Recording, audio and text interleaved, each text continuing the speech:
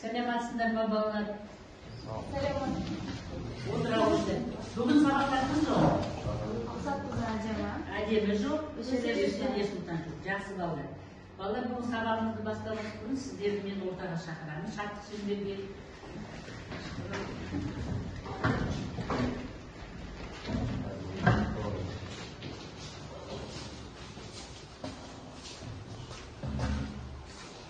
Балалар, көңіл күйлеріңіз қалай бүгінгі? Жақсы.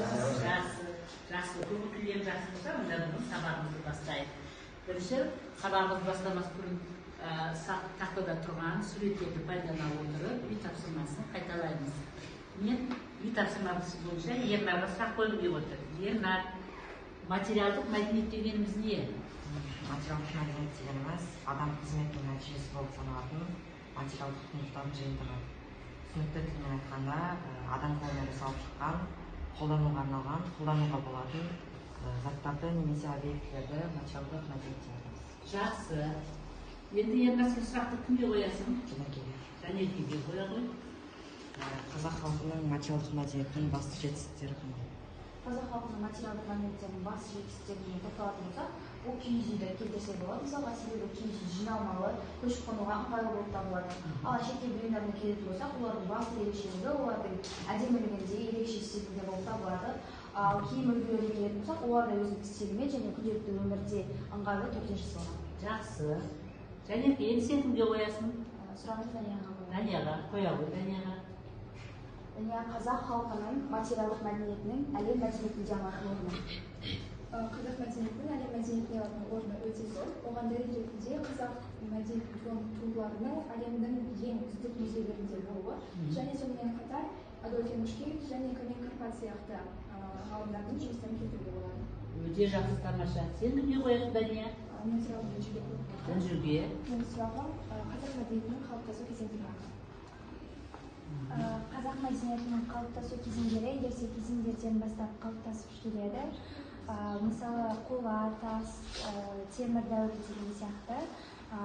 Қола дәуірінде, мысалға, түрлі қоладан жасалған бұйымдар, әшекейлер пайда болды, және тас дәуірлерінде де сол тастан жасалған бұйымдар, ал темір дәуірінде алтыннан, мыстан жасалған бұйымдар, әшекейлер қалыптаса бастады, және содан кейін мал шаруашылығы дами бастады. Сол кезінде малдың жүнінен түрлі бұйымдар, киімдер, киізден мысалы кілем жасалды, және сүйектерден түрлі бұйымдар, тіпті музыкалық аспаптар да, әшекейлер де, ыдыс-аяқтар жасалына бастады, және ағаштардан да күнделікті өмірге қолдануға ыңғайлы бұйымдар жасалына бастады. Жақсы, Үнжу, сен кімге қоясың сұрағыңды? Менің сұрағымды Ернарға қоямын. Қоя ғой сұрағын. Рухани жаңғыру бағдарламасында рухани мәдениет туралы, материалдық мәдениет туралы не айтылған? Жақсы. Бұл жақта ұлттық салт-дәстүрлеріміз, тіліміз бен музыкамыз, әдебиетіміз, бір сөзбен айтқанда ұлттық рухымыз бойымызда нығын болу керек туралы айтылған. Жақсы балалар, бүгін біз үй тапсырмасын қайталадық. Үй тапсырмасын қайталауда біз қандай әдісті пайдаландық? Өрмекші әдісі. Жақсы балалар. Ендеше онда біз осы өрмекші әдісі бойынша қасымызда өрмекшінің аяқтары бар ғой, сол бойынша топқа бөлінейік. Данияның қасындағы Димаш, Жанеля, Әлібек, Ақылбек бірінші топқа отырамыз.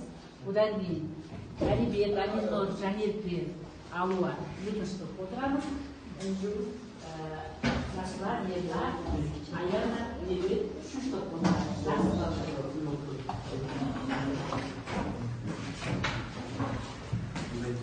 Сонымен балалар, бөлінді.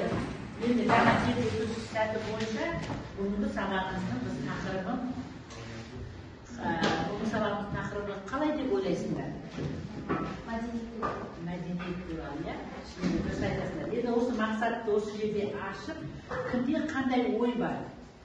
Тыңдап болдық қой, иә, бәріміз бір-біріміздің жауабымыз. Сол мақсатты ашып көрейікші, қандай мақсат болуы мүмкін? Материалдық мәдениет дегеніміз не, және оның қазақ халқының материалдық мәдениетімен танысу және оның жетістіктері жақсы. Дұрыс айтасыңдар. Ендеше біз оқу мақсатына тоқталайық. Дұрыс айтасыңдар балалар. Бүгінгі сабағымыздың тақырыбы қазақ халқының материалдық мәдениеті және қолданбалы өнері. Сабағымыздың оқу мақсаты қазақ халқының материалдық мәдениетіндегі жетістіктерді және қазақ халқының территориясындағы тарихи этнографиялық үдерістердің үздіксіздігін талдау. Балалар, енді жаңа сабаққа көшетін болсақ, бәріміз оқулық материалын пайдалана отырып, қазақ халқының материалдық мәдениетінің қолданбалы өнері туралы арқанда білімімізді жетілдіру мақсатында мынандай тапсырмаларды орындаймыз. Бірінші топқа қазақ халқының үй кәсіпшілігі туралы, екінші топқа қазақ халқының зергерлік бұйымдары, үшінші топқа қазақ халқының дәстүрлі қолөнері. Енді осы бірінші тапсырма бойынша оқулық мәтінін пайдалана отырып, кейін дейін стратегиясын қолдана отырып, дейін қазақ халқының мәдениетіндегі қандай өзгерістер болды, кейін қандай өзгерістер болды. Соны кестеге дейін кейін стратегиясын қолдана отырып, қазақ халқының үй кәсіпшілігі толтырамыз кесте бойынша жұмыс жасаймыз балалар. Сіздерге де сондай. Қазақ халқының зергерлік бұйымдары кейін дейін стратегиясын қолданамыз. Сіздер қазақ халқының дәстүрлі қолөнері кейін дейін стратегиясын қолданып.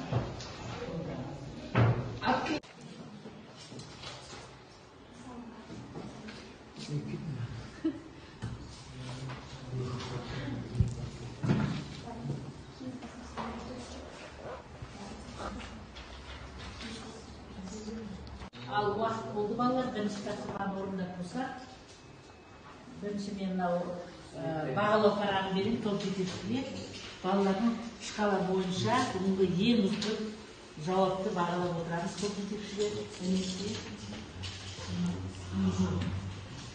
дайын болса, енді бірінші топқа сөз берейін. Бірінші топқа қазақ халқының үй кәсіпшілігі.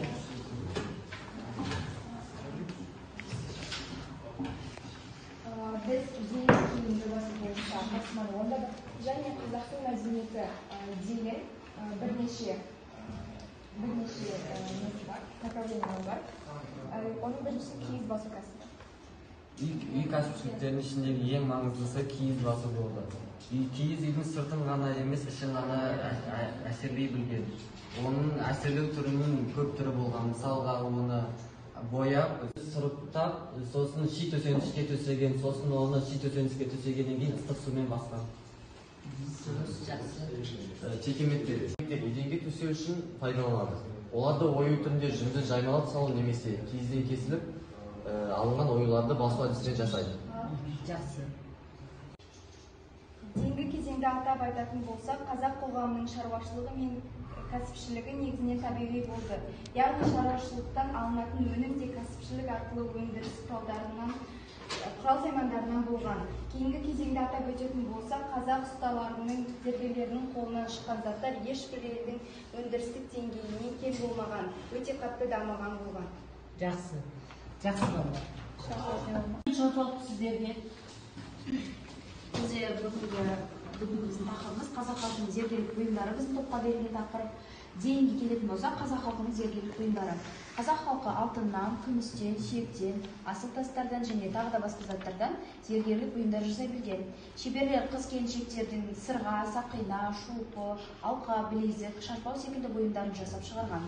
Бұған дәлел бола алатын қазба жұмыстары нәтижесінде табылған көне жәдігерлер дәлел бола алады.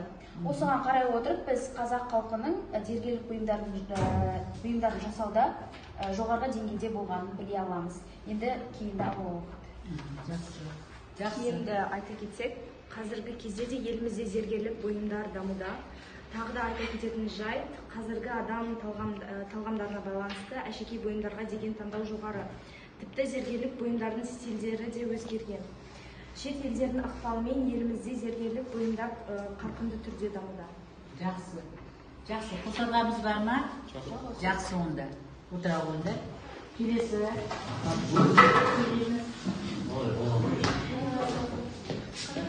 Біздің топ топқа берілген тақырып қазақ халқының дәстүрлі қолөнері. Мен қазір дейін болған бұйымдарды қандай нәрселер болған айтып өтейін.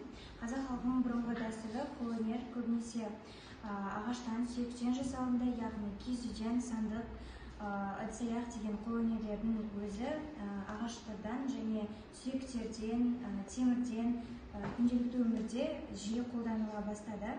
Сондай-ақ ежелгі халықтардың қайсысы болса да негізгі күн көрістерін аңшылықпен, малшылықпен көретін болған және сондай-ақ хайуанаттардың етін, майын, терісін, жүнін пайдаға асыра отырып, олардың сүйегінен, мүйізінен көптеген мүліктер мен қару-жарақтар жасай алған. Ақырында сүйектен, мүйізден түрлі қолөнер жасалынды. Ағаштан да көптеген бұйымдар жасалынды. Мысалға, балта, пышақ, қашау және музыкалық аспаптар секілді бұйымдар жасалынды. Қазақ халқының дәстүрлі қолөнерінің кейінгі кезеңіне келетін болса, қазіргі таңда қазақ халқының дәстүрлі қолөнері ұмытылып кеткен жоқ, керісінше жылдан жылға жаңғырып, дамып келе жатыр және өз танымалдығын жоғалтқан жоқ. Бұрын қолөнер бұйымдарын жасауға ұзақ уақыт, көп күш жұмсалатын болса, қазір оларды жасау жеңілірек, ауқымды түрде жүреді. Себебі бұл үшін арнайы аппараттар, құрылғылар, станоктар бар. Мысалы, Алматы қаласында ерекше қазақи сандықтар жасайтын фабрика, Шымкент қаласында ою-өрнек салынған қазақи көрпе, жастықтар тігетін цех бар. Бұндағы жасалған бұйымдарды бүкіл Қазақстаннан тапсырыс беріп, қыз жасауына қосады. Жақсы балалар. Яғни, балалар бірінші тапсырма бойынша, бағдаршам әдісі бойынша топтар бір-бірімізді бағалаймыз. Бірінші топты, екінші, үшінші топ бағалаймызшы. Жақсы түсіреріңіз. Екінші топты бірінші, үшінші топ бағалаймыз. Жақсы. Енді бірмен екі, үшінші топты бағалаймыз. Жақсы балалар. Бір-бірімізді бағалап болсақ, енді келесі тапсырмаға көшейік. Келесі тапсырма біздің зерттеу жұмысы әр топқа тапсырма беріледі. Яғни бұл қазақ халқының біз мәдениетті екіге бөлеміз деп айттық, рухани мәдениет және материалдық мәдениет. Бізді жалғастырып, рухани мәдениетке тоқталамыз. Сол бойынша зерттеу жұмыс жасаймыз. Яғни сендермен мәтінді беремін, сол мәтінді пайдалануға отырып, зерттеу жұмыстарын жүргіземіз. Бірінші топқа әдет ғұрып мағынасын қолдана отырып, рухани мәдениетті анықтама береміз. Сол тақырып бойынша маңыздылығы, мүмкіндігі, қазіргі өмірмен байланысы. Яғни мына мәтінді пайдалана отырып, осы мәтінді жұмыс жасаймыз, зерттеу жұмысын жүргіземіз. Екінші топқа тапсырма, яғни бұл жерде рәсім. Рәсімнің түрлері, рәсім дегенімізді соны қолдана отырып, оның маңыздылығы, мүмкіндігі өмірмен байланыстырамыз. Үшінші топқа қазақ халқының әдет ғұрпы қолдана отырып зерттеу жұмыс жасаймыз. Маңыздылығы, мүмкіндігі, қазіргі өмірмен оның байланысы. Яғни мынау плакатқа түсірсек болады. Плакатқа түсіріп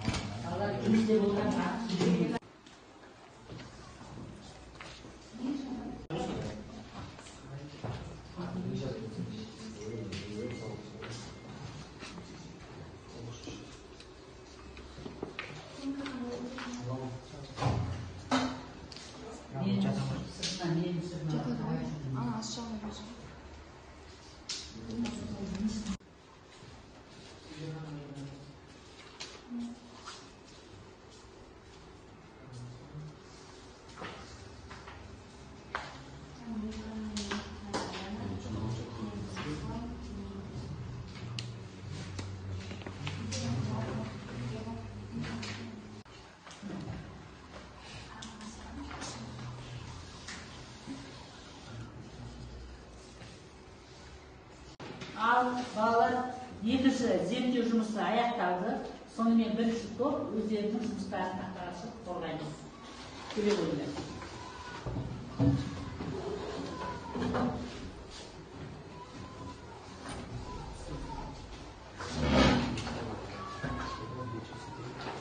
тақырып әдет-ғұрыптар және олардың маңыздылығы, мүмкіндігі және қазіргі кездегі байланысы. Қазақ халқының әдет-ғұрыптарының бірнеше түрлері бар.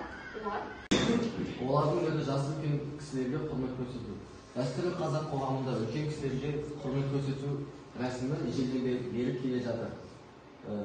Ондай рәсім жасы үлкен кісінің қандай рудан, қандай жүзден, қандай ұлттан шыққанына қарамастан көрсетілген. Олар әрқандай жиындарда, тойлы мерекеде құрметке ие болып төрге шыққан. Інісі ағасының рұқсатынсыз дастархан басына ешқашан бірінші болып отырмаған. Жақсы. Қазақтардың ең жақсы әдет-ғұрпы ерулік. Ол жаңадан көшіп келген көршілерін болмаса туыс-туысқандарына арнайы арнап дастархан жайып, өздерінің ыстық ықыласын білдіре білген. Қалау ол көшпелілерге кең таралған әдет-ғұрып.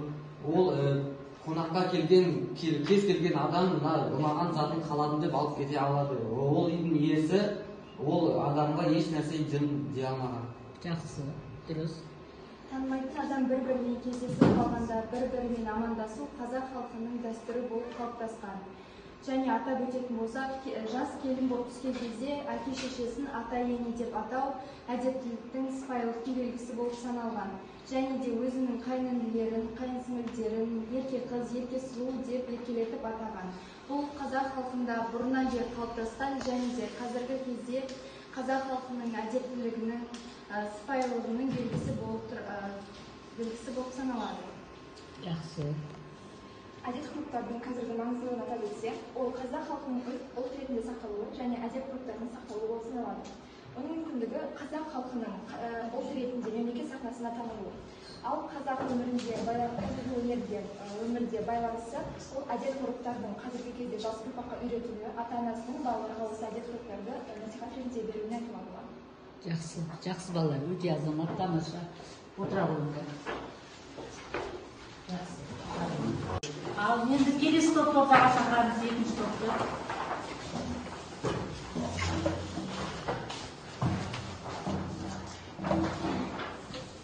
Бізге берген тақырып бұл рәсім. Рәсімге келетін болсақ, біз бірінші ауыстыру рәсімі. Ауыстыру рәсімі негізінен от қатарынан қалған рәсімдердің бірі болып табылады. Рәсімнің басты мақсаты тіл көз тигенді қайтару, ауру сырқауды, індетті, сол сияқты жамандықтан арылу үшін жасалатын рәсімдердің бірі. Бұл рәсімді тазарту рәсімі деп атасақ та болады. Екінші рәсім сүзет тұсаукесер. Тұсаукесер рәсімін әлбетте. Сәби қастырғаннан кейін тез жүгіріп кету үшін оның ала жіппен тұсауын кеседі. Ең бірінші оның аяғын байлап, тез жүретін әйелге еліктесін деп тұсауын кестіреді. Ол қазіргі кезеңде де бір жасқа толғанша оны үлкен кісілерге кестіреді. Күйеуаяқ. Жігіт қалыңдығын алғаннан кейін әдет бойынша өз үйіне апарады. Ата енесі күйеу баласына ірі мал атайды. Қазіргі кезде өкінішке орай бұл әдет көп кездесе бермейді. Келесі рәсім түйе мұрындық деп аталады. Ол ұзатылып келе жатқан келіншектің алдынан шыққан ауылдың адамдары келіп, көштің бастапқы атының ноқтасынан немесе түйенің бурайынан ұстап қонақ кәде сұрайды. Ал қыздың анасы оған қонақ кәде береді, ал сол қонақ кәдені алған ауыл тұрғындары ырза болып, оларға бата беріп шығарып салады. Жақсы. Жақсы осы рәсімдері туралы қорытыласыңдар жете. Қолданылған бұл өмірде маңыздылығы мүмкіндігінде сөзбен кім аяқтады ғой? Қорытындылай келе, бұл рәсімдердің кейбіреуі қазіргі таңда қолданылған. Мысалға келтіретін болсақ, ауыстыру рәсімі. Ауыстыру рәсімі қазірде қолданылады, себебі бұл тазарту рәсімі болып табылады. Тұсаукесер рәсімі де қазіргі таңда қолданылады. Бір жасқа толған баланың тұсауын қазіргі кезде де кеседі. Күйеуаяқ деген рәсім қазіргі кезде қолданылмайды, себебі қазір ешкім көшпен қыздың жасауына апармайды. Сол себептен де күйеуаяқ рәсімі қазір қолданылмайды. Түйемұрындық рәсімі де қазіргі таңда қолданылады дейді. Жақсы. Енді үшінші топты ортаға шақырамыз.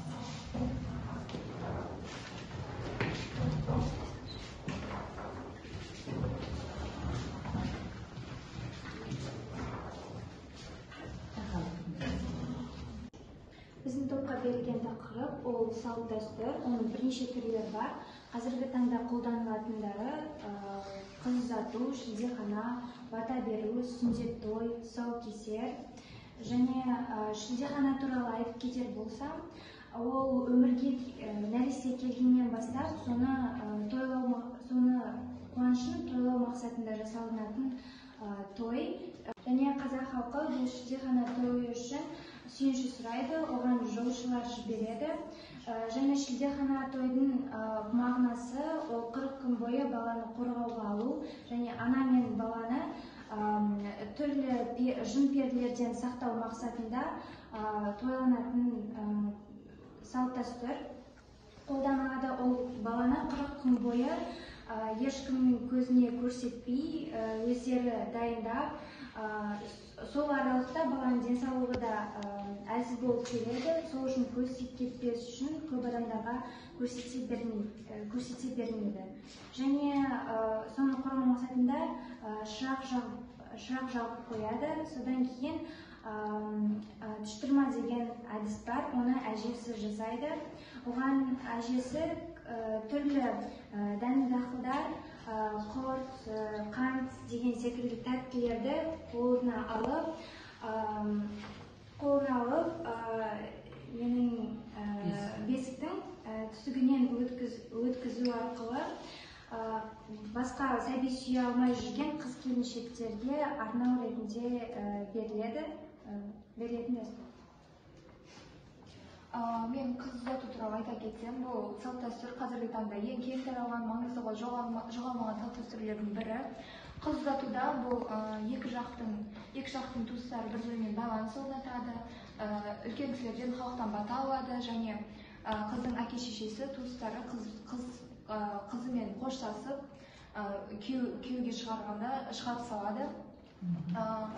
Және осы қыз ұзатумен қатар қыз ұзату тойында тағы да басқа салт дәстүрлер орын алады. Мысалы, қалыңмал бұл күйеу жігіт қыз жігіттің туыстарына, ата-анасына белгілі бір ақы төлейді.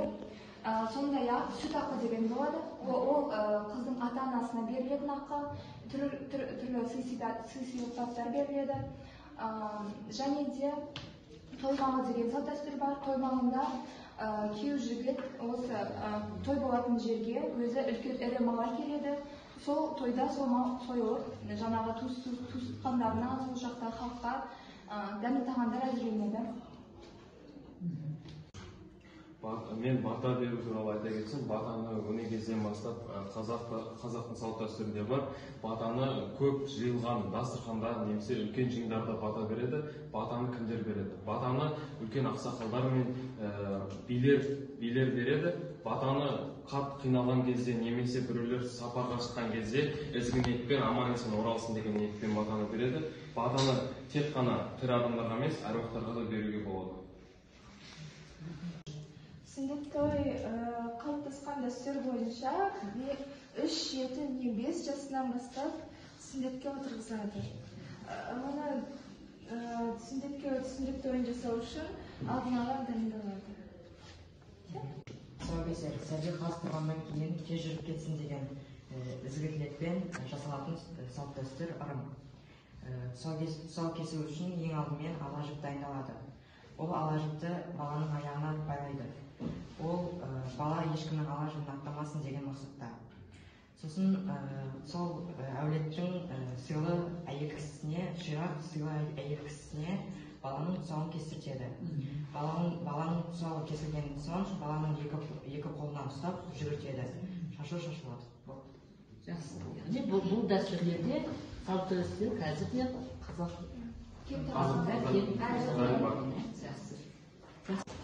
Ал балалар, сонымен бүгін біз сабағымызды қорытындылайтын болсақ, әркім өз ойын бір сөйлеммен қорытындылайды. Бүгінгі сабақта нені білдік, нені үйрендік, не біз үшін қызық болды, қандай ой түйдік. Сол үшін әр топтан бір оқушы бүгінгі сабақтан қорытындылайды сабағымызды. Бүгін сабақта біз қазақтың мәдениеті туралы түсініп алдық және қазақ халқының рухани және материалдық мәдениетінің сақталу маңыздылығын түсіндік. Жақсы. Және Қазақ халқындағы әдет ғұрыптар қазіргі кезде де әлі жалғасын табуда. Олар қазіргі кезде даму үстінде деп айтуға болады.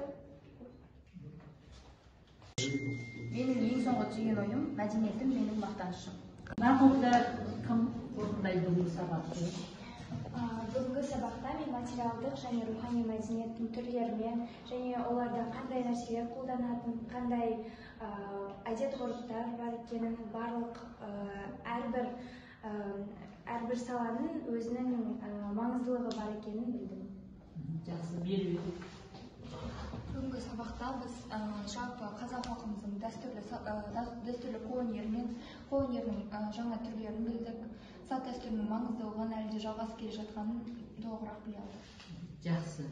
Жақсы балалар, бүгін сабағымызды аяқтайды келе отырып, мына топ жетекшілері осы сабақта белсенді қатысқан оқушыларды бағалап деп ойлаймыз. Бағалауға арналған бере қойыңыздар. Ең үздік сабақта белсенді қатысқан оқушыларды.